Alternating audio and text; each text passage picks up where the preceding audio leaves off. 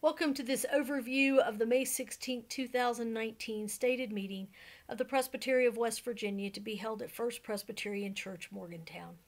I am Susan Sharp Campbell, the Associate for Educational Ministry for the Presbytery, and I hope this video will be helpful as you prepare to attend the meeting. First, a few basics before turning to the docket itself. Before arriving on the 16th, you will need to download the packet to your tablet, phone, or computer, as there is no Wi-Fi available at the church, and in an effort to be good stewards, the Presbytery is no longer printing packets for everyone. However, if you need a printed packet, if you'll leave a message at 304-744-7634 or email office@wvpresbytery.org prior to 5 p.m. on Monday, May 13th, there should be a packet with your name on it waiting for you upon arrival. As you make plans to attend this meeting, please remember that as part of our partnering with the host church, each commissioner is invited and encouraged to bring travel-sized toiletries for First Morgantown to use in its warm room, which welcomes housing insecure community members every Sunday. Upon arrival at the church, you'll want to pick up your name tag at the registration table and purchase a meal ticket if you would like lunch. Name tags will be color-coded to indicate your role at the meeting. To ensure that you have a printed name tag, please be sure that you have registered for the meeting prior to 5 p.m. on May 13th.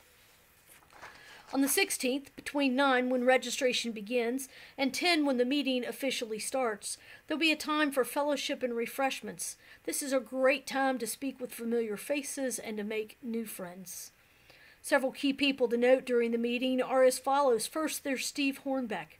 Steve is a ruling elder from First Presbyterian Church of Buchanan, who is our moderator this year. Anytime you speak during the meeting, even during Good News from the pews, you need to stand and face the moderator and speak to the moderator when called upon, not turn around and speak to those in the pews. Others are Ed Thompson, who is our general presbyter, and Maureen Wright, who is our stated clerk. Now, on to the packet that was sent in an email link on May 6th or can be downloaded from www.wvpresbytery.org. The advance packet for this meeting has two sections. First is the docket and committee reports, which can be found on numbered pages 1 to 53. The second section has a number of flyers with information about upcoming events and opportunities in the Presbytery. When you check in at registration, you'll receive a printed packet of these flyers that you're asked to take and share with your session or congregation. To prepare for this meeting, in addition to watching this video, you need to read the packet so as to be informed about the business we will be doing. You may want to pause here and go ahead and download it so you can refer to it as I walk through it with you. I encourage you to become familiar with the material in the packet and also be open to the leading of the Spirit through the ideas and voices of commissioners present at the meeting. So don't come with your mind made up, but open to see where the Spirit might lead you as we vote on different items and discuss them together. After the moderator calls the meeting to order, Zach Morton, pastor of First Presbyterian, will bring greetings and share necessary information about the church. We will then move to the opening business of the Presbytery, which includes welcoming new minister members of the Presbytery, seating corresponding members who work within our bounds while remaining members of other presbyteries. Seating them gives them the ability to speak at this meeting, and welcoming minister members of other presbyteries who are visiting among us. This will also be the time we recognize ruling elders who are serving as commissioners for the first time at this meeting. After the stated clerk has confirmed that a quorum is present, we will approve the docket that will guide our work for the day. It can be found on pages 1 and 2 in the advance packet.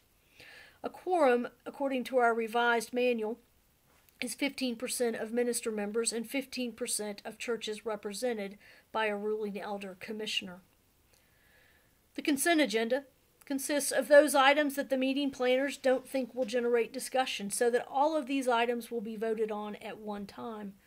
However, if anyone wishes to have the opportunity for discussion on a recommendation, or simply to have something clarified, any voting commissioner can ask that it be pulled off the consent agenda and will be brought up at the time of the report of the committee which is recommending it. Items on the consent agenda for this meeting are requests for excused absences, approval of dates and locations of stated Presbytery meetings in 2020, and that the offering received as part of our worship be given to the West Virginia Interfaith Refugee Ministry. You can find more information about this ministry on pages 35 and 36 in the advance packet. You'll find additional information about these items in the committee reports in the packet. It's worth noting that being on the consent agenda does not mean that an item is considered unimportant or less important, just that it means it's thought to be less likely to generate discussion.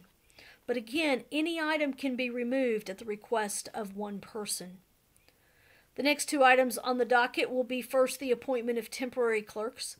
These are ruling elders and teaching elders appointed by the moderator who will hand out any materials during the meeting and count any votes other than voice votes. And secondly, the appointment of standing committee on bills and overtures. These are leadership team members present who would review any new business that was proposed to come before the body and make a recommendation. Each time we meet in the morning, we have an education focus. The education focus for this meeting is a little bit different. The focus will be on community building and worship, as all of us who are present will engage in designing a Pentecost worship service. As you registered, you were asked to select which part of worship you would like to help plan. If you didn't register in advance, you'll be able to choose where you want to participate at the registration table on Thursday. There's also a Bible study option and a special offerings option that can be chosen. Following this worship planning time, Nellie Howard, our Resource Center Director, will be sharing several new resources. These and many others in the Resource Center display can be checked out throughout the day. This is also a time and place if you wish to return resources you've already checked out and are now finished with. We will conclude the morning with the worship service we've planned together. Following worship, we'll break for lunch. Please note that any new business must be submitted in writing to the stated clerk prior to that lunch break. Following lunch, we'll return to the formal business of the Presbytery as we begin with singing a hymn and prayer. Next are reports by two of our Presbytery staff. Maureen Wright, stated clerk's written report, consists of correspondence that she has received and referred and can be found on pages 4 and 5 of the packet. Page 6 is the statistical report for the Presbytery for 2018, which is based on the data submitted in statistical reports from sessions at the beginning of this year. On page 7, you'll find a page entitled Procedural Matters that guide us as a Presbytery. These include Principles of Parliamentary Law, which includes courtesy to all, one item at a time, majority rule, respect the rights of the minority, justice for all, and partiality for none. Generally, these guide us in working and playing well and respectfully with others as we meet together. As items are discussed, pro and con speakers will alternate, with individuals identifying the position they support before they speak. When one person has spoken on a pending question, all others wishing to speak will be heard before a person can speak a second time. It takes special permission for someone to speak on the same question more than twice. On this page, you will also find provisions from the Presbytery's manual that are helpful. It tells us there who, in addition to ruling elder commissioners to this meeting and minister members of the Presbytery, have the ability to speak, referred to as privilege of the floor with or without vote at this meeting. On the last section on page 7, you will find procedural rules. Everybody speaking to the Presbytery, for whatever reason, needs to do so from a microphone. Once a speaker is recognized by the moderator, that person needs to identify himself or herself by name and church or relationship to the Presbytery. Think of it as a matter of courtesy. It's a matter of being aware that some people don't hear as loud as they wish, some people don't talk as loud as they think they do, and though we may like to think so, everybody out in the room doesn't know everybody else. Please note that the limitation of debate is 30 minutes per main motion, with each speaker limited to 3 minutes per speech, although this must be approved by a 2/3 vote of those voting on the 16th. As you read the packet, if you see an item you feel called to speak to during the meeting, you may want to consider writing your remarks out to keep you focused and enable you to use that 3 minutes wisely. Next, we will hear from Ed Thompson, who's our General Presbyter. In his written report, which begins on page 8, you will find information about and his reflection on his work in the last 3 months. We have formed several administrative commissions to work with churches in assessing their ministry and mission, and in some instances, working with them to dissolve. We will hear a report on the dissolution of McKinnon Presbyterian Church in Charleston. The written report can be found on pages 11 and 12. A progress report on the work of the Administrative Commission for the dissolution of Lakeview Presbyterian Church at Lake Bottom can be found on pages 47 to 51, followed by an update on the work of several other administrative commissions on page 52. We then will move on to committee reports. Please note that committee reports have 2 sections. The first contains recommendations from the committee that need to be acted on. On page 7, you'll find a guide to motion basics that will inform our process as we take up recommendations throughout the day. The second part of committee reports consists of items of information. Many of these concern events that are coming up in the future or tells us about the ongoing work of the committee in the past and coming months. Please remember that the information section is an important part of every report, and don't forget to read it as you read over the recommendations at the top of the committee report pages. If you have questions as you read the information presented, I hope you realize and remember that you are welcome to ask them during the appropriate committee report. The leadership team report can be found on page 13 and 14.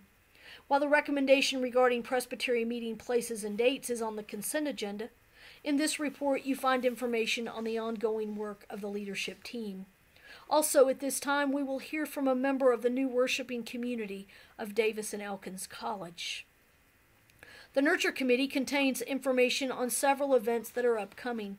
The Youth Day of Service that we've had for the past several years is changing in focus to become an intergenerational day of service next February. And in October, a Soul Shop Movement workshop will focus on assisting congregational leaders working with issues and people around suicide. The Bluestone Committee will be reporting next, although it does not have a written report. Program Director Sarah Specht will share information on the upcoming camping season. The Stewardship Committee report provides information on the financial situation of the Presbytery as of the end of 2018. In addition, Rocky Poole, our financial administrator treasurer, will be sharing our current financial picture. You will find this information on pages 17 to 23 in the advance packet. This includes the financial status of the Presbytery at the end of the first quarter of 2019. Pages 24 to 26 provide an update on where each church is with shared mission giving and per capita payments as of the end of March 2019, while pages 27 to 29 give additional information on per capita and mission giving over the past 2 years. On page 30, you'll find the list of the top 20 churches and pledges for 2019 and the top 20 churches who have the highest per member giving. The final financial pages, 31 to 33, contain information on Bluestone Camp and Retreat and Friends of Bluestone's financial picture for 2018. Good News from the Pews is next. This is always a good opportunity for ruling elders, but ruling elders only, to share some of the exciting things that are happening in their congregations. Perhaps someone will hear something another church is doing and think, I can take this back to our session, to our congregation. If you are your session's ruling elder commissioner and would like to share in this time, please be prepared to do so in a fairly concise manner and direct your remarks to the moderator using the microphone. As a reminder, ministers of word and sacrament are respectfully reminded that this is not a time for them to speak, but to encourage the ruling elder from their congregations to do so. The nominating committee will be nominating someone to serve on the Relations Committee. Once this person's name is placed in nomination, there will be an opportunity for nominations from the floor. If you wish to nominate someone to serve on the Relations Committee, please be sure that they've agreed to serve if elected before you do so. In addition to the offering recommendation on the consent agenda, the Mission Committee will be bringing the recommendation that we renew the covenant partnership agreement with Neri Presbytery in Kenya with our presbytery. We first entered into this partnership in 1998 and renewed it in 2005 and again in 2011, and it's time to do so once more if we wish to continue this relationship. The details of this covenant and what both our presbytery and Neri Presbytery are agreeing to do can be found on pages 37 to 39. Also, as part of its report, the Mission Committee will be recognizing the Spencer Presbyterian Church for its solar panels project. Next up is the trustees. The trustees oversee property on behalf of the presbytery. At this meeting, they are bringing a recommendation for the sale of the property of the former Presbyterian Church of the Covenant in Hurricane, which can be found on page 40. In the information section of the trustees' report, you'll find updates on other properties with which they are continuing to work. The Relations Committee is the branch of the presbytery that does triennial visits to churches as churches request that they come through their sessions. The committee's verbal report will include additional information on this opportunity for our sessions. Next is the report of the Committee on Ministry.